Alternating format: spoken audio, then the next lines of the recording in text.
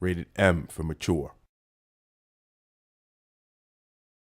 Empire Bay is the city that the game takes place in. It's based on mostly New York with a couple of other little cities mixed in there in the 1940s and 1950s. And this is the world that Vito and the player explores.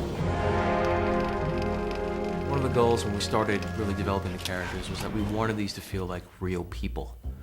They weren't just going to be stereotypes. We detail out who our characters are, what we think they would sound like, and then we sort of go out and choose the sound of our actors. We maybe test like 120, 150 different actors. Mostly guys who grew up in New York or lived in New York for a set amount of time. You kind of have to know the lingo. It's its own language. You can't really imitate it or you end up sounding like, you know, Fat Tony on The Simpsons. One of the decisions we took real early on in the project was to not use famous actors. We really have a problem with the fact that you can't relate to that as the player character so much. It's, oh, that's so-and-so, that's not the character. You know, he's voicing the character, but I'm thinking about the actor, not thinking about the character on the screen. How about you get back in your cute little car with your little friends there and I'll pretend I never seen you. Sound good?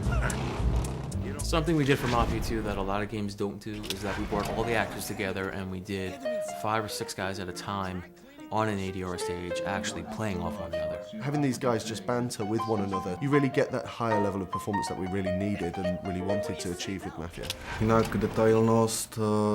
As well as making the characters sound genuine, we also had to make them act like real mobsters, and we were able to do this with motion capture.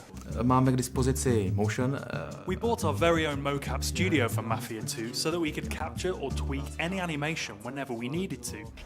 The challenging part, however, was to get all these movements and combinations to run within the memory limitations of a console and still have a fun playable game. Another thing that we insisted on with the mocap sessions was that the actors used real weapons as props.